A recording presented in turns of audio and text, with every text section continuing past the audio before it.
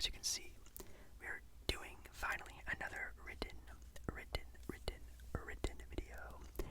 And yes, if you didn't know, I did upload yesterday. I uploaded a $15 build your own team video again, so make sure you guys check out that video if you didn't check it out.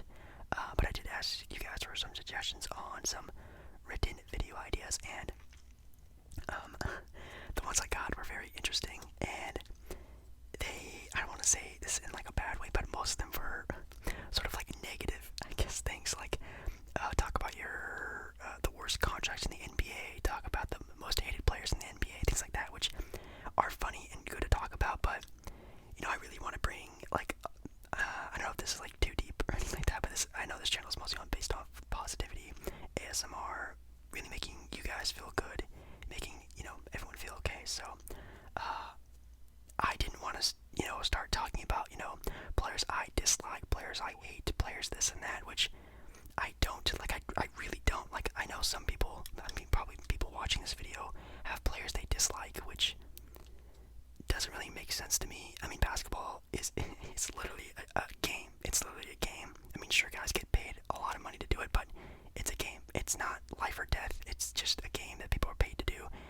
If you're not a fan of a certain team, sure, you might dislike a certain team or player, but they're all humans. They all play the game. It doesn't really matter if you like or dislike a player. So I just want to clear that out before I do this video, because in this video I am going to be talking about the most, I guess, disliked NBA players of all time. So again, these are not mine. I'm just going through the internet right now and looking up sort of like the most disliked players in the NBA. I can tell, I know players that a lot of people dislike that we're going to be talking about, so just hunker down and let's just have a good time, chill time, relax time. It's all good and fun. Also, make sure you guys give this video a like, subscribe to the channel. I think we're at 5.5k subs, which is super crazy. We just hit 5k, a couple weeks ago, before the new year started. So thank you guys so much for this amazing month. I know I say this every month, but it's been the best month I've had on YouTube. And I know a lot of people are saying, oh, ASMballeR, why aren't you taking the break? Aren't you taking a break? I thought you were talking about taking a break. It's hard taking a break when there's just so much going on, and I just want to continue to just produce content and relaxation and just good vibes for you guys. So that's mostly why I haven't. But yeah, anyways, let's jump right into tonight's video. So we're going to be talking about the most disliked players of all time in NBA history. I know some, like I said before, but I'm probably just going to be looking some online as well. Also, this is not a top 10 video or anything like that, so these are not ranked in any order. These are not mine. These are not my opinion. These are just players that apparently online people have been talking about a lot of, that I've been looking up. So I'm just going to put disliked players up here.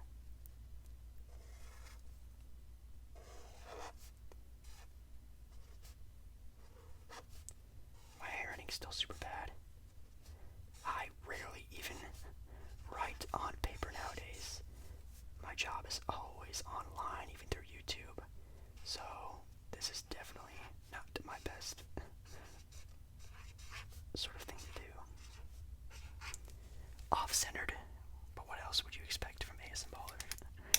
Okay, so most disliked players. So when talking about the most disliked players, we're definitely going to need a lot sort of context for these type of things. So again, it might be because of how they played the game, how good they were at the game, maybe they had some controversy, something like that.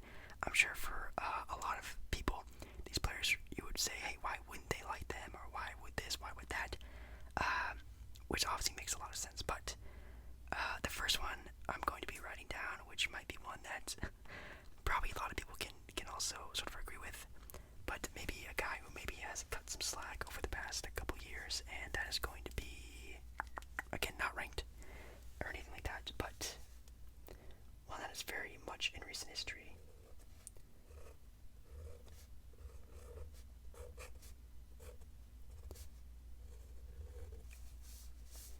And that is Kevin Durant. Now, obviously, KD is also probably one of the most beloved NBA players of all time, one of the greatest players of all time, one of the most talented players of all time, especially recent history, since he's gotten, better on defense. defense, better team player. He's more of a complete player nowadays. But if you don't know, at a certain point in time, yes, Kevin Durant did join a super team and created the Omega team. He created the best team of all time. He created the 2016, well, yeah, I guess 2016, 2017, or maybe was it 2017, 2018? It was one of those years, sorry. Super teams with Kevin Durant, Steph Curry, Klay Thompson, and Draymond Green, Iguodala. I want Iguodala. That super team that became a super duper team. And definitely when he moved from obviously OKC to Golden State, you know, a lot of people already knew he wasn't going to really be staying in OKC. He knew that he couldn't do anything there, apparently.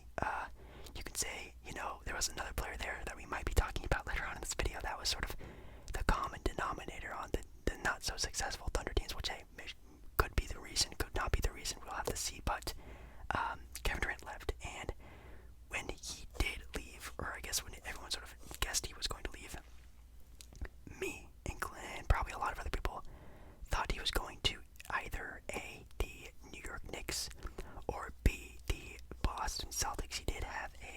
He had a pretty, I don't know, pretty famous, I guess, meeting for the Boston Celtics, and I thought he was actually going to go there, I think. But, you know, during that time, didn't happen, and he actually went to the Golden State Warriors. So, Kevin Durant, knowing that his legacy isn't really the greatest position during that time period, obviously no championships, just MVPs and scoring titles, which is good. He wanted more, and obviously with the additions of the 2 championships he won in Golden State, maybe people will see him in a different way, which you can see there are some pros to it and cons to it. It's kind of like, at what loss did you lose when getting those 2 championships? How much are they worth? I don't know, but Kevin Durant, definitely in my opinion, one of the most disliked players in the NBA, at least during this time period. Another one, obviously a pretty recent one. We can always talk about this guy. Seems like he's always in every type of video that I do, but just said him, talking about LeBron James.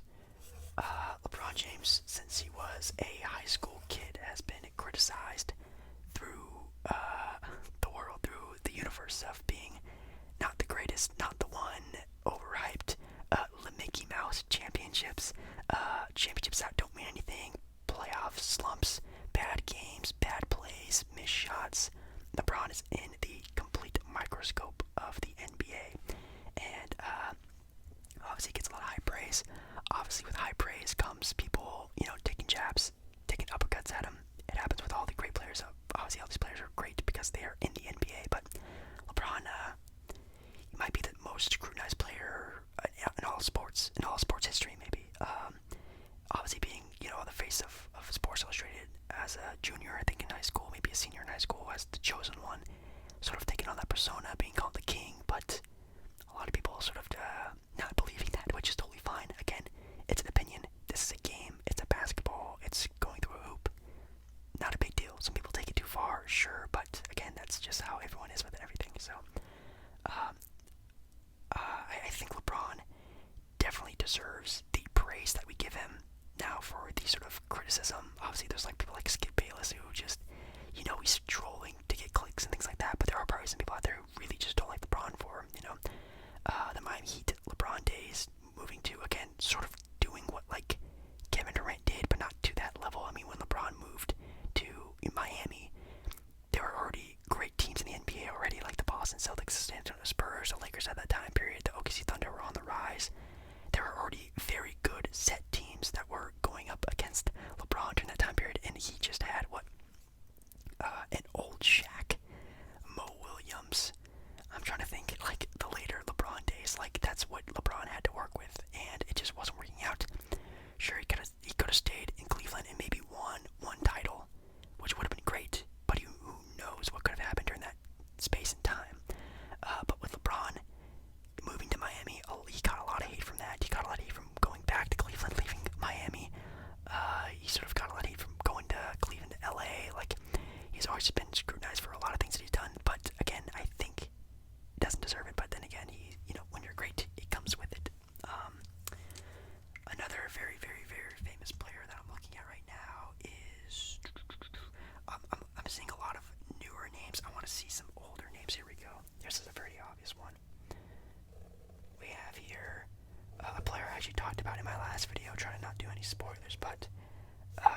Isaiah Thomas from the Detroit Pistons, obviously being a part of the Bad Boy Pistons. I could probably put the whole entire Pistons lineup on here, which I probably will talk about all of them actually, so I don't think we keep writing them out. But you know, the Bad Boy Pistons with Isaiah Thomas, and this is sort of a different sort of story with Kevin Durant. I don't know why I said that so weird. Kevin Durant and LeBron James is that, you know, with Isaiah Thomas and those Detroit Pistons teams, was that instead of it was, you know, the team they had, it was how that team played. And obviously with the Bad Boy Pistons, they got the name for a reason, being bad boys.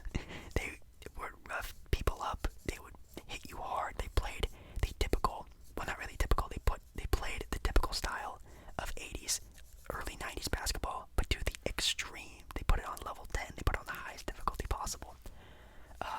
People really admire the Pistons for that sort of hustle they had, that heart, that determination, that will of, hey, we may not be the most skilled, but we will play our booties off like we needed to. So I really love the passion for basketball that they had, and their coach Chuck Daly as well. But I do think they overdid it, obviously.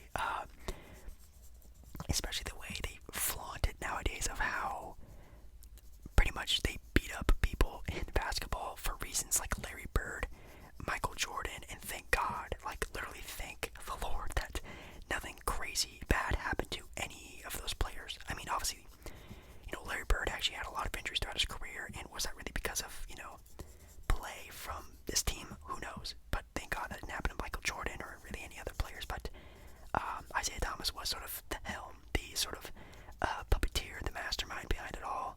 He was the guy, the controller, the best player too. And I love Isaiah Thomas. I think he's a great basketball player and has a great passion for it. But that is definitely a reason why he's probably hated throughout, you know, Lakers, Celtic, you know, great 80s era teams, because this team right there really roughed them up. And, you know, maybe they actually needed to, but it's definitely pretty crazy that, you know, how that sort of all went about. There are like so many like current day players. It's actually kind of crazy. Also Bill Embiid, Dennis Rodman at one point, Joe Dumars. Like, he had just a bunch of rough and tough players on that team that really just sort of makes it make sense, you know. Let's see. Again, a lot of current day players. I might as well get this one out of the way as well. This is definitely a player I don't really understand, but we'll just write it down. Again, I'm looking at a list. This is not me. This is just the people I'm looking at right now on a list. Sorry, this is kind of running out of ink. That is Russell Westbrook. With Russell Westbrook, again, it's just who you're asking. I have no ill will towards Russell Westbrook, and you can see the blanket behind me in other videos. I have Trailblazer stuff everywhere. I'm a big Trailblazer fan. For some reason, there's always some sort of hatred for Russ and Dame. For some reason, it's nothing. It's competitiveness. It's just how they're being compared to you guys in the media. Like, if that gets under your skin, then you're falling for it. Then you're a sheep, basically. If you fall for the Russell Westbrook, Damian Lillard beef, like, you're just stop. Like, that's literally just nothing. It's competitive nothingness. So, you know, Russell Westbrook did leave OKC, but a lot of people sort of saw that as a transition from OKC, from, you know, grasping onto what they had from Russell Westbrook, Kevin Durant, James Harden, Serge Ibaka. They had Victor Oladipo at one point as well. They had Domantas Sabonis as well. Like, they had some very great players throughout that sort of, I don't know, like 10-ish years that they had, which is good. They had a very good rosters during that time period, but they let Russ go, and I think it definitely was Russell's time. Sure, Russell could have handled, you know, maybe some better team play together, or Russell could have done this, Russell could have done that, who knows. It's up in the air now. It's all history. So after obviously Paul George left and, you know, kind of snuck his way out of OKC after signing a big extension, going to OKC, promising a championship to the Clippers, sneaking his way out of there to play with a better player, arguably a better player, with Kawhi Leonard. Russ was left there by himself, and Russ was like, hey, I kind of don't see how I'm going to win here. I'm out too. So they got away, he got away to the Thunder. The Thunder. The Houston Rockets. Now the Rockets weren't that team anymore, and he went to the Wizards. And Russ just plays with a different heart, a different passion, sort of like with this Isaiah Thomas sort of thing. That's why I sort of wrote them in, kind of in the same areas, because they are very similar in competitiveness, how they played, the way they even play. Obviously, with Russell Westbrook being a more explosive player, but very much alphas and butting heads with a lot of players. We see Russell Westbrook, who just got thrown out of a game for getting double technicals. He got it in with John Wall. He, like I talked about before, was getting in with Damian Lillard and a bunch of other players. Like, it's just the passion that Russell Westbrook has is not for the soft, and I don't really see why a lot of people get, offended, get mad at Russell for how he plays. That's just who he is, and you just gotta deal with it. A lot of players aren't the sort of typical cookie cutter type of guys, so that's just my opinion. Let's see, who else do we have here? I see James Harden too, which I'm not really gonna write down because this would just be a full of current day players, but James Harden as well is just a player, kind of just like Kevin Durant, LeBron, kind of even like Russell Westbrook. Like, they're just very good, and people just don't like greatness. Sure, James Harden does flop a lot and has bad defense, which both things aren't really a thing anymore, but he does what he does. He plays the game the way the game is played and ruled and reffed, and that's just how he plays. If you don't like it, then don't watch him. He gets paid big bucks because he's good at it, so that's another reason. Man, I'm seeing this name a lot, and I don't even know if I should really put this on there, but I'm seeing this name a lot, and I don't know if these articles are old, but they probably are. But let's just talk it out really quick.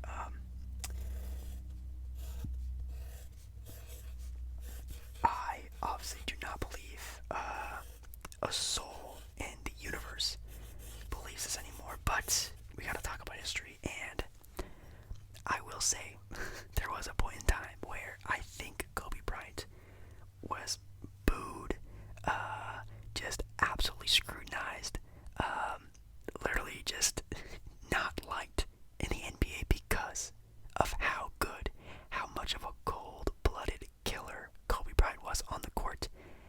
People didn't like that. Obviously, being a Blazer fan, I hear about it all the time, of the rivalry the Blazers had with the Lakers. Every time the Blazers beat the Lakers, obviously it was easier before this sort of super team, but it was always a good day for the Blazers to beat the Lakers. There's the beat LA chants that go on forever and ever, and just Kobe and the Lakers, like a great player who was cold-blooded, who didn't give a crap about anything but winning, and probably the most hated franchise in basketball, being on the same team was just made for hatred. And I never really got it. I'm a Blazer fan. Lakers are my second favorite team. Kobe Bryant was my first ever favorite player. He was the first player I ever really watched a whole lot of. I have the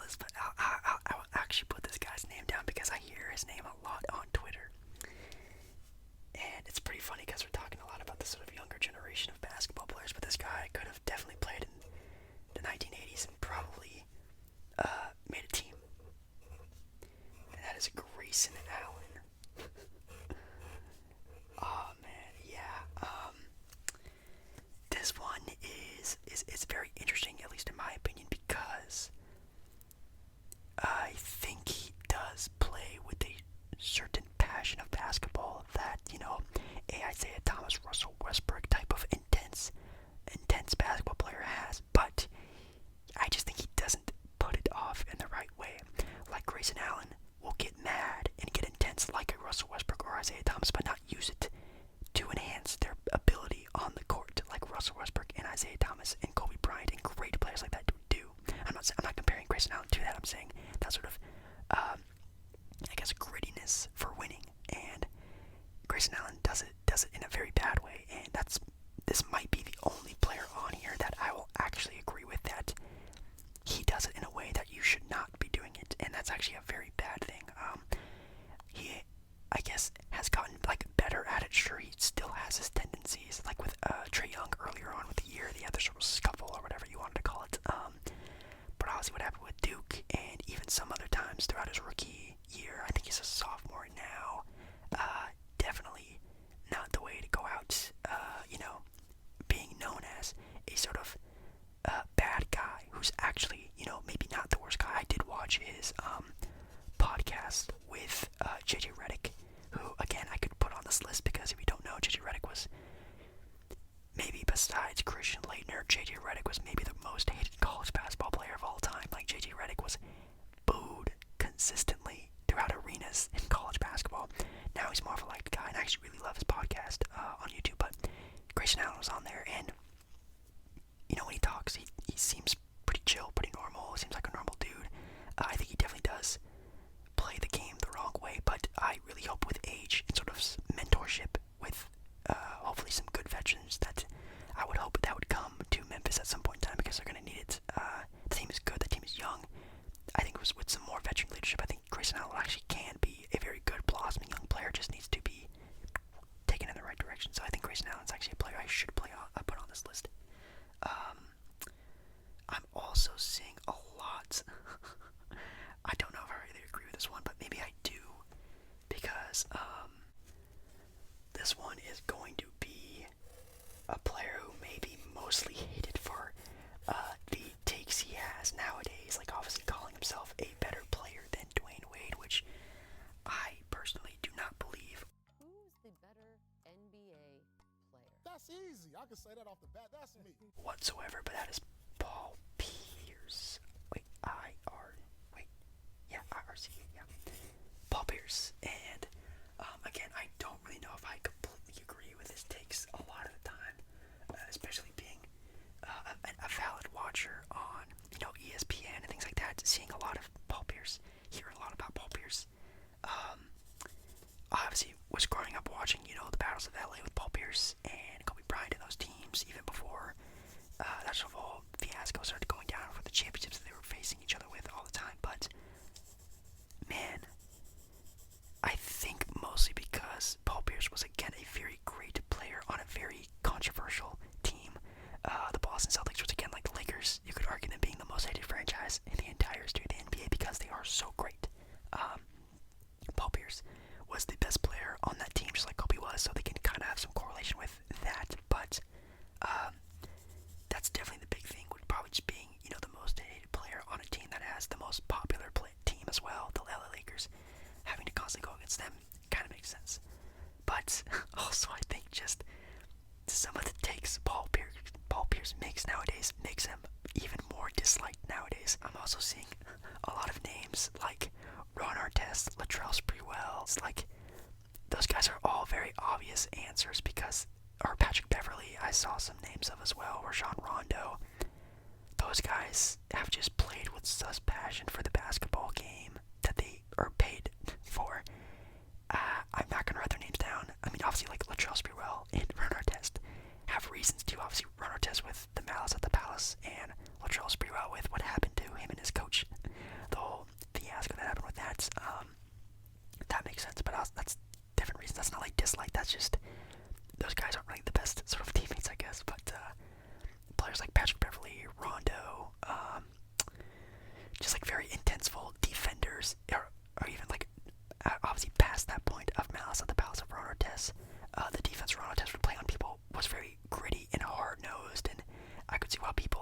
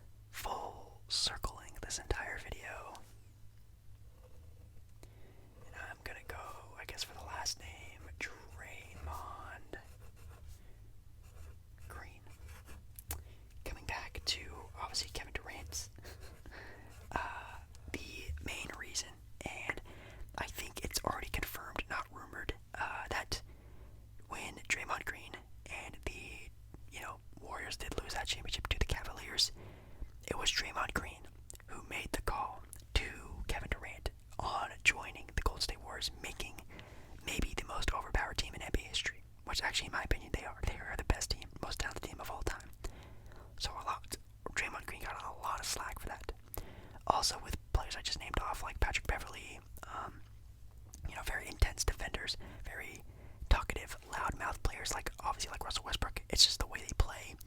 They're very confident in themselves. They are on very good teams most of the time, so they obviously have a lot to say. So I think just the way Draymond Green plays and maybe acts on the court definitely makes him like a disliked player. But I think definitely the main reason would be, and in my opinion he is the main reason why Kevin Durant probably did join that Warriors team, making that super team that pretty much ruined the NBA for a good 3-ish years, 3-4 years of NBA basketball. That was pretty terrible.